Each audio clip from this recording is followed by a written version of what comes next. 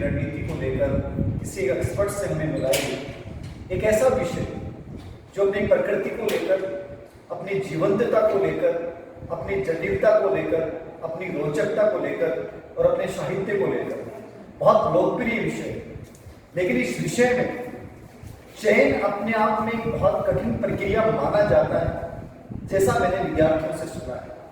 आज इस विषय को लेकर कैसे एक बेहतर रणनीति हो, कैसे इस विषय में पहले ही प्रयास में हम चयन तक पहुंचे, ग्रेड सेकंड और ग्रेड फर्स्ट की कौन सी बेहतरीन बुक्स हो सकती हैं, इन सब बातों को लेकर मैं आज आपसे रूबरू करवाने जा रहा हूं। विश्वास जी, जिन्होंने 2008 में ग्रेड थर्ड में इंग्लिश विषय से चयन लिया, उसके बाद 2011 में सेकंड ग्रेड में इसी विषय से चयनित हुए और 2012 में स्कूल लेक्चरर में तीसरी रैंक के साथ राजस्थान में चयनित हुए। यानी कि शिक्षक भर्ती के तीनों प्रारूप में इन्होंने अपने आप को साबित किया और मुझे लगा कि इनसे बेहतर शायद आपको कोई मार्गदर्शन दे पाए जो इंसान तीनों प्रारूप से परिचित है। और विशेष बात यह है कि ये पिछले 10 से 12 सालों से जयपुर में बच्चों को व्यक्तिगत रूप से मार्गदर्शन दे रहे हैं। यानी इस विषय को इन्होंने बहुत जिया है, इस विषय में अपने आप को साबित भी किया है, ग्रेड थर्ड हो, ग्रेड सेकंड हो या ग्रेड फर्स्ट हो। तो मुझे लगता है कि निश्चित रूप से आप सभी के लिए एक बेहतरीन रणनीति विश्वास जी आज हमें बताएंगे। तो विश्वास जी, आज के इस इंटरव्यू श्रृंखला में आपका हार्दिक अभिनंदन है, आपका स्वागत है। सबसे पहला सवाल मेरा आपको लेकर यही रहेगा, बच्चों के मन में बड़ी जिज्ञासा रहती है, सर इंग्लिश विषय में चयन आसान है कि जटिल, और इस विषय की जब शुरुआत करें तो कहाँ से इसे शुरुआत की जाए ताकि जो जटिलता है वो खत्म हो और पहले प्रयास में हम अंतिम चयन तक पहुंचे। ये बात हमारे विद्यार्थियों को बताएं। बहुत बहुत धन्यवाद सर। सबसे पहले मैं ये बताना चाहता हूँ कि आज मुख्य रूप से हम अंग्रेजी विषय में जो बात कर रहे हैं वो शायद शिक्षक भर्ती को लेके है। जी। और शिक्षक भर्ती के तीनों ग्रेड में इस समय हमारे सामने ऑप्शंस अवेलेबल हैं, भले ही वो ग्रेड थर्ड हो, ग्रेड सेकंड हो और ग्रेड फर्स्ट हो। हम तीनों को लेकर बातचीत करेंगे। सबसे पहले मैं ग्रेड सेकंड के बारे में बातचीत करता हूँ। ग्रेड सेकंड के सिलेबस को अगर आप देखेंगे, ग्रेड सेकंड का सिलेबस 3 भागों में डिवाइडेड है। इसका पहला पार्ट है वो उसको हम ग्रामर और यूसेज के नाम से जानते हैं। सेकंड पार्ट है ग्रामर, यूसेज एंड लिटरेचर के नाम से है। थर्ड पार्ट है टीचिंग मेथड के नाम से। अगर आप ओवरऑल देखेंगे तो इसमें कुल मिला के पहले पार्ट में 16 चैप्टर्स हैं, दूसरे पार्ट में 9 चैप्टर्स हैं और तीसरे पार्ट में 7 चैप्टर्स हैं। अगर आप कहें तो मैं चैप्टर वाइज आपको बता सकता हूँ। अगर चैप्टर हम बात करें पार्ट 1 में तो इसमें पार्ट्स में स्पीच हैं, डिटर्मिनर हैं, टेंस हैं, मॉडल्स हैं, एक्टिव पैसिव हैं, डायरेक्ट इनडायरेक्ट हैं, फोनेटिक्स हैं, वोकैब से रिलेटेड कुछ पार्ट है। ये सारी चीजें ग्रामर के पार्ट्स में मिल जाएंगी। अगर पार्ट सेकंड की बात करें तो इसमें लिटरेचर से कुछ संबंधित चीजें हैं और पार्ट 4 में टीचिंग मेथड संबंधित चीजें। सबसे बड़ी दिक्कत जो स्टूडेंट के सामने आती है और जो मैंने भी फेस की है स्टार्ट में जब तैयारी के दौर में था, वो ये कि हमें बुक्स कौन सी चूज करनी है, ये सबसे कैसी बुक्स की तरफ हमें जाना है। अगर हम बात करें तो दोनों प्रकार की बुक्स अवेलेबल हैं, हिंदी मीडियम की और इंग्लिश मीडियम की बुक्स। नो डाउट कि अगर आप इंग्लिश मीडियम की बुक की तरफ जाएंगे तो आपको मटेरियल अच्छा मिलेगा, लेकिन तकलीफ ये होती है कि बच्चे उसको ढंग से ठीक से समझ नहीं पाते। बट फिर भी if you want to get selection तो हमें उस बुक्स को फॉलो करना पड़ेगा। तो मैं आपको बुक शेयर कर देता हूँ आपके साथ। हम अगर कुल मिला के सेकंड ग्रेड के सिलेबस को बांटे सर तो हम 3 पार्ट में बांट चुके हैं। ग्रामर की अगर बात करें तो ग्रामर के लिए 2 बेसिक बुक हैं जो राजस्थान में इंग्लिश मीडियम में चलती हैं। एक तो है रेन एंड मार्टिन की बुक है और ये बुक आप नोट कर लें, इसके साथ लिखते जाए। वैसे तो हम कमेंट बॉक्स में और नीचे इन बुक्स के नाम डाल देंगे लिस्ट में, फिर भी आप नोट कर लें साथ के साथ, क्योंकि ये जो बुक्स होंगी वे बेहतरीन बुक्स होंगी मेरे अनुसार। तो ग्रामर के लिए अगर मैं बात करूं कि अगर 2 बुक आप प्रेफर करें, अगर 2 बुक्स को आप ग्रामर में अच्छे से कर लेंगे तो सेकंड ग्रेड का ऐसा कोई टॉपिक नहीं होगा जो आप ठीक से कवर नहीं कर पाएंगे। पहली बुक रेन एंड मार्टिन और दूसरी book Thomson and Martin. In books की खास बात यह है कि इनके साथ एक्सरसाइज बुक्स भी अवेलेबल हैं, तो आप एक्सरसाइज भी साथ में उसमें कर सकते हैं। ये तो ग्रामर की बात होती है। अगर हम लिटरेचर की तरफ जाएं तो लिटरेचर में एक टॉपिक दिया गया है लिटरेरी टर्म्स। लिटरेरी टर्म्स के लिए एक बुक्स आती है एमएच अब्राहम करके, तो आप इस बुक को लेना है। एमएच अब्राहम की ग्लोसरी ऑफ लिटरेरी टर्म्स के नाम से बुक है। ये बुक आपको लिटरेरी टर्म्स को कवर कर देगी। उसके अलावा उसमें एक पार्ट है लिटरेरी मूवमेंट्स। तो लिटरेरी मूवमेंट्स के लिए बुक्स बड़ी परचेज करने की जरूरत नहीं है। डॉक्टर रघुकुल तिलक की एक बुक आती है, उसमें लिटरेरी मूवमेंट्स एंड ट्रेंड्स के नाम से बुक है, वो बुक लें, उससे आपका काम हो जाएगा। तीसरी बुक है इंडियन राइटर्स इन इंग्लिश, वो भी एक पार्ट है ग्रेड सेकंड में। अगर उसको आप करना चाहते हैं तो एक अयंगर करके बुक आती है, श्रीनिवास अयंगर की बुक, आप वो लेंगे। इन 3 बुक के साथ आपका लिटरेचर वाला जो पार्ट है सेकंड ग्रेड में वो कवर कर देंगे। हाँ, मैं बुक्स रिपीट करता हूँ दोबारा। एक एमएच एब्राहम की बुक है, लिटरेरी टर्म्स इसमें है। रघुकुल तिलक की बुक है, इसके अंदर भी आपको मोमेंट्स मिल जाएंगे। और अयंगर की जो बुक है उसके अंदर आपको इंडियन राइटर्स इंग्लिश मिल जाएंगे। इससे आपका लिटरेचर वाला पार्ट कंप्लीट हो जाएगा। तीसरा पार्ट बचता हमारा टीचिंग मेथड। अगर आप टीचिंग मेथड की तरफ जाते हैं तो 2 बुक अवेलेबल हैं। इंग्लिश में एक जो बुक है जो बाहर के राइटर हैं उनकी आपकी रिचर्ड्स एंड रोजर्स की बुक है, रिचर्ड एंड रोजर्स। और अगर इंडियन में बात करें हम तो आभा रानी बिष्ट की बुक है। आप दोनों में से किसी बुक को लें, दोनों में से कोई एक बुक लें या दोनों परचेज कर सकते हैं। आपके टीचिंग के मेथड के सारे क्वेश्चन सॉल्व आउट कर देंगे। तो अगर मैं इसको मोटे मोटे रूप से बांटूं तो ग्रामर की 2 बुक, थॉमसन और मार्टिनेट की बुक, रेन एंड मार्टिन की बुक, और लिटरेचर की मैंने जो बुक बताई तीनों शायद आपने लिख ली होगी, अदरवाइज सर कमेंट बॉक्स में आपके साथ आप शेयर कर लेंगे। और मेथड की अगर बात करें तो आभा रानी बिष्ट की किताब से आप काम चला सकते हैं। एक बड़ा टॉपिक स्पेशल आता है इसमें फोनेटिक्स। फोनेटिक्स का टॉपिक जो है ये ग्रेड फर्स्ट में भी है और ग्रेड सेकंड में भी है। फोनेटिक्स के लिए बच्चों के साथ बहुत दिक्कत होती है और लगभग आप ये मान लो 20 से 22 मार्क्स का जो मैटर है वो ग्रेड सेकंड में फोनेटिक्स से रिलेटेड होगा। फोनेटिक्स से अगर आप पढ़ना चाहते हैं तो बुक मिलेगी आपको सेठी एंड धमीजा। सेठी एंड धमीजा की बुक आएगी फोनेटिक्स की। इस बुक को आप परचेज करें, इसमें बेसिक्स भी दिए गए हैं और वर्ड स्ट्रेस, प्रोनाउंसिएशन, ट्रांसक्रिप्शन सारा मैटर मिल जाएगा इसमें। तो फोनेटिक्स वाला पार्ट उसमें कंप्लीट हो जाएगा। अब एक पार्ट और बचता है वोकैब वाला पार्ट। वोकैब में क्या है, जैसे आप इडियम फ्रेजेस हैं, फ्रेजल वर्ब्स हैं, सिनोनिम एंटोनिम्स हैं, ये जो पार्ट है इसके लिए एक निखिल गुप्ता की ब्लैक बुक आती है, ब्लैक बुक। ब्लैक बुक को आप परचेज करें, आपका वो पार्ट भी कंप्लीट हो जाएगा। यानी मैं अगर ओवरऑल आपसे कहूँ कि हम 4 पार्ट में बांट सकते हैं, वोकैब है, लिटरेचर है, ग्रामर है और मेथड है। मैंने सबकी आपको बुक बता दी है। इन बुक्स के अलावा कोई बुक आपको पढ़ने की जरूरत नहीं है। बहुत बड़ी बात। और अगर सबसे बड़ी चीज़ मुझे बहुत अच्छी लगी सर का जो कॉन्फिडेंस। मैंने बहुत सारे इंटरव्यू आयोजित किए हैं एक्सपर्ट्स के साथ, लेकिन जितनी मतलब कि बारीकी इनको पता है कि पूरे सिलेबस को यूँ अंगुलियों पे डिवाइडेशन कर देना और डिवाइड करने के बाद ये बता देना कि ये बुक्स आपको पढ़नी है। कितनी बड़ी पेचीदगी आपके सामने होती है कि सर बुक्स कौन से लाए, क्या पढ़े। सेकंड ग्रेड का मात्र 5 मिनट में सर ने पूरा एनालिसिस बता दिया है कि आप इस पार्ट के लिए ये बुक्स पढ़ सकते हैं। मेरे अकॉर्डिंग इससे बेहतर रणनीति नहीं हो सकती। और आपको जो बुक्स बताई हैं वो सब वो टेक्स्ट किताबें, वो रेफरेंस किताबें हैं जिनको देखकर आप किसी भी एग्जाम में टॉप कर सकते हैं। तो सर सेकंड ग्रेड में इन विषयों की किताबें आपने बता दी।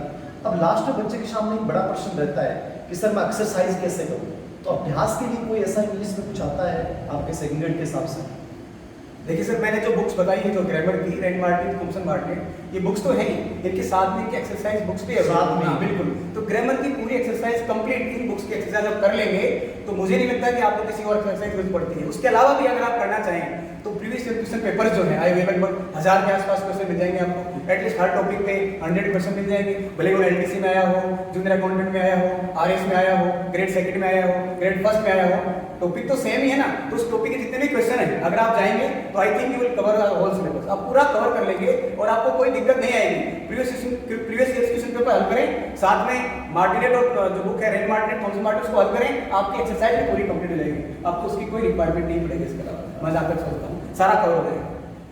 अब बात करें ग्रेड फर्स्ट की, अगर बात करते हैं ग्रेड फर्स्ट और ग्रेड सेकंड में अगर आप देखेंगे दोनों में नेचर में बड़ा डिफरेंस है। वैसे तो ग्रामर वाला पार्ट अगर आप ग्रेड सेकंड की तरफ जा रहे हैं, it means you will find out a lot of topics in grammar.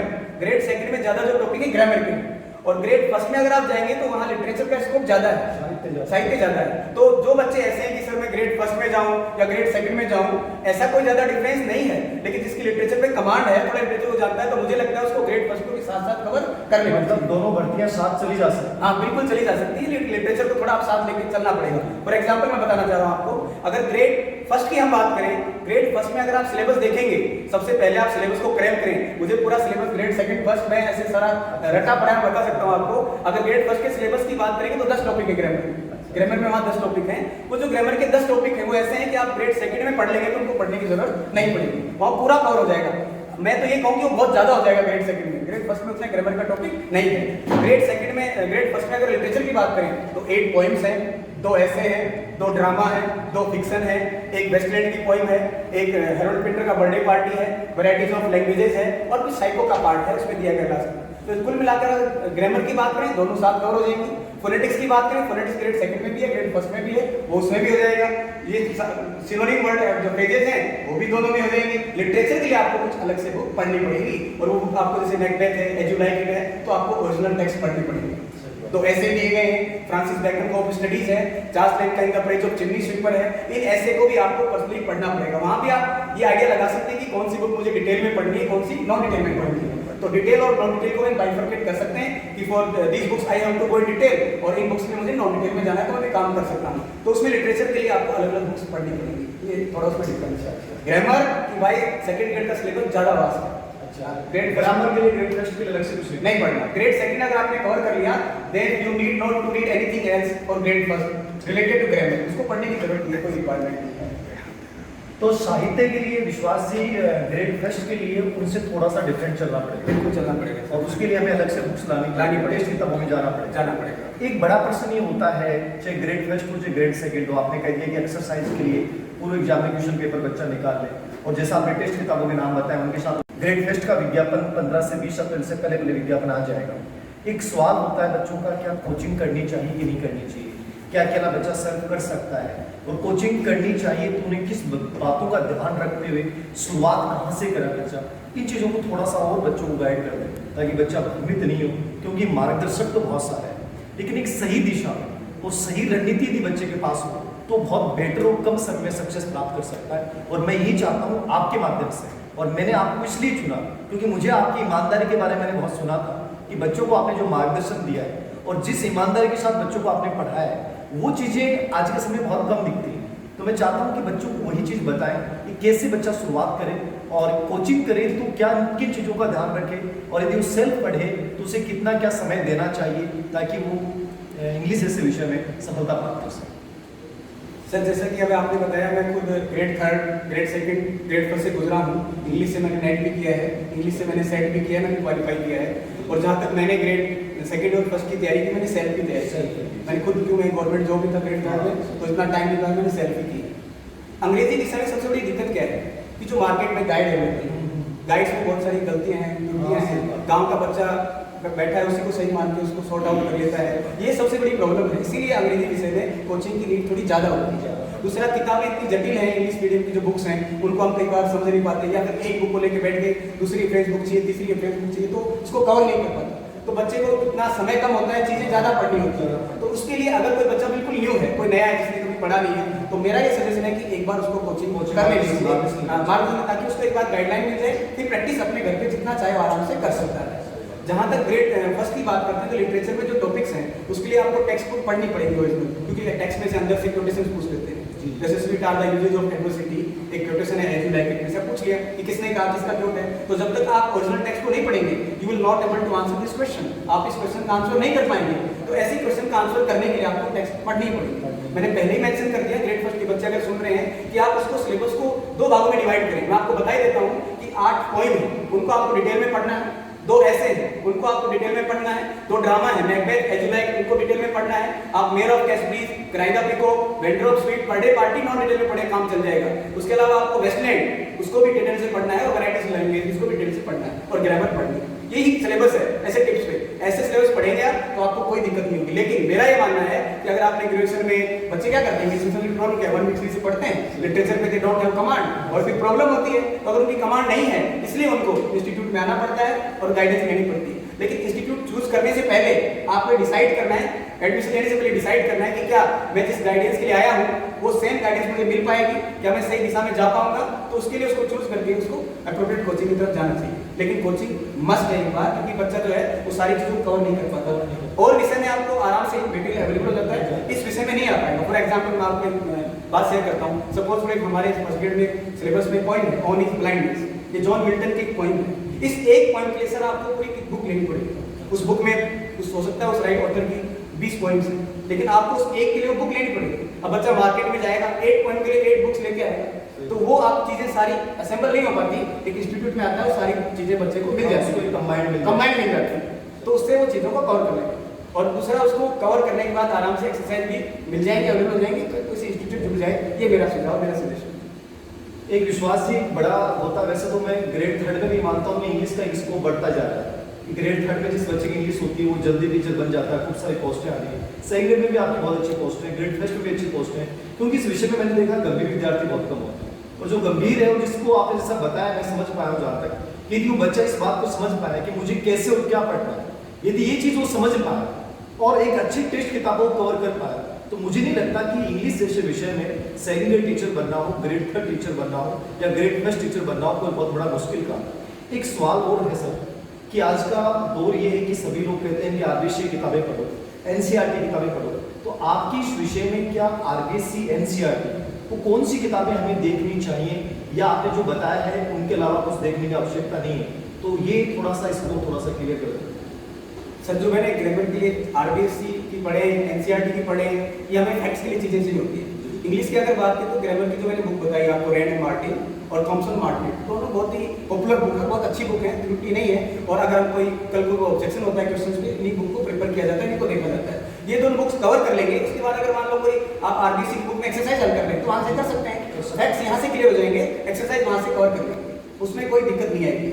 हाँ बिल्कुल, कोई नुकसान नहीं है। अच्छा, एक क्वेश्चन मेरे दिमाग में और बात आई है सर, मैं आपको शेयर कर दूं यहाँ। कुछ बच्चे मेरे पास अभी रोज जैसे आ रहे हैं, पूछते हैं कि सर मैं ग्रेड थर्ड या ग्रेड सेकंड दोनों में से कहाँ जाऊंगा, क्योंकि आजकल उसमें भी सब्जेक्ट का पेपर चालू हो गया।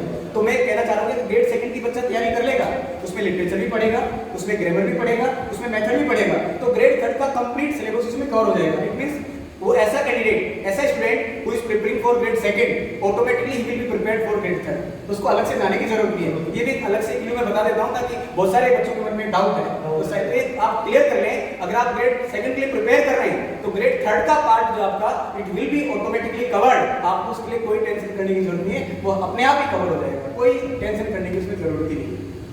बहुत बहुत धन्यवाद विश्वास जी, आपने लगभग डाउट्स को क्लियर कर दिया। और सबसे बड़ी बात मुझे बहुत अच्छा लगा आपका जो कॉन्फिडेंस है। मैं चाहता हूँ कि बच्चे का, पढ़ने वाले का एक कॉन्फिडेंस यदि आ जाए तो मुझे नहीं लगता कि कोई भी कॉम्पिटिशन उसके लिए बड़ा होगा। सर ने यूं अंगुलियों के हिसाब से एक चीज आपको बता दी है कि ग्रेड सेकंड के साथ ग्रेड थर्ड अपने आप हो जाएगी, ग्रेड फर्स्ट और ग्रेड सेकंड को साथ लेके चल सकते हैं। सिंपल सी कहानी है, करना आपको, खड़ा आपको होना है, मेहनत आपको करनी है। इस मेहनत में सर और हम तो केवल एक मार्गदर्शन, निर्देशक का कार्य कर रहे हैं, केवल आपको गाइड कर रहे हैं। सर ने बेहतरीन तरीके से आपको बता दिया है कौन सी बुक्स कैसे पढ़नी है। फिर भी आपको कोई डाउट्स हो, सर से बात करनी है तो सर की जयपुर ही पोस्टिंग है और कभी भी इनसे मिल सकते हैं। ये व्यक्तिगत रूप से मार्गदर्शन देते हैं गोपालपुरा बाईपास में, कभी भी आप इनसे मिलिए, मुझे लगता है कि निश्चित रूप से आपको फायदा होगा। और फिर भी कोई डाउट्स होंगे तो मैं अपने कमेंट बॉक्स में आप लिख दीजिए, मैं सर के माध्यम से उनका एक विश्वसनीय जानकारी मैं आपको देने का प्रयास करूंगा। सर आपने बहुत बहुत समय दिया। अंतिम रूप से एक सवाल और पूछूंगा, आज की इस प्रतिस्पर्धा के दौर में बच्चा बहुत हताश और निराश के दौर से गुजर रहा है, आपकी तरफ से इंग्लिश विषय के बच्चों के लिए कोई मंत्र हो, बच्चे इससे उम्मीद करते हैं कि सर कोई जादुई मंत्र हमें बता दो, तो ऐसी कोई टिप्स आप यदि बच्चों को एक दो वर्ड्स में बताना चाहें तो वो क्या हो सकता है? सर ऐसे इंग्लिश में विषय में ऐसी कोई जादुई टिप्स तो नहीं है, हमें पढ़ना पड़ेगा। लेकिन एक खास बात मैं आपको बता देता हूँ, मैंने जहाँ तक एग्जाम के पैटर्न देखे हैं, एग्जाम के क्वेश्चन अब तक देखे हैं, आरपीएससी में इंग्लिश सब्जेक्ट ऐसा है जहाँ प्रीवियस क्वेश्चंस की रिपीटेशन ज्यादा होती है, तो प्रीवियस क्वेश्चंस को किसी भी हाल में नहीं छोड़ना है, भले वो आरपीएससी हो, अधीनस्थ बोर्ड हो और कोई एग्जाम हो, कहीं भी पुराने क्वेश्चन आए हैं उनको आप हल करें, और आप हल करेंगे धीरे धीरे आपका कॉन्फिडेंस बढ़ेगा और हताश नहीं होना है, अपने आप कॉन्फिडेंस के साथ आप मतलब धीरे धीरे अच्छे से कर पाएंगे। तो मैं आप सबको मेरी तरफ से बेस्ट ऑफ लक है, और सर का बहुत बहुत आभार कि सर ने मुझे यह मौका दिया सर के साथ बातचीत करने का। मैं सर का बहुत बड़ा फैन हूँ, मेरे भाई की तरह सर, और फिर भी कभी दोबारा अगर लगे आपको कोई डाउट है तो सर जब कभी याद करेंगे, I will be available for you every time. Thank you sir, thank sir. Okay, thank you विश्वास जी, बहुत बहुत धन्यवाद इस बेहतरीन साक्षात्कार के लिए। इंग्लिश विषय के बच्चों के लिए बेहतरीन मार्गदर्शन होगा। आप सभी को बहुत बहुत आभार और बहुत शुभकामनाएं। ग्रेड थर्ड, ग्रेड सेकंड और ग्रेड फर्स्ट के सभी बच्चे जुट जाइए, इस विषय में बहुत बड़ा फ्यूचर है, और आने वाले समय में तो इंग्लिश मीडियम स्कूलों का जो कॉन्सेप्ट आ रहा है, मुझे लगता है कि इस विषय में जिस बच्चे का इंटरेस्ट है उसका भविष्य बहुत ही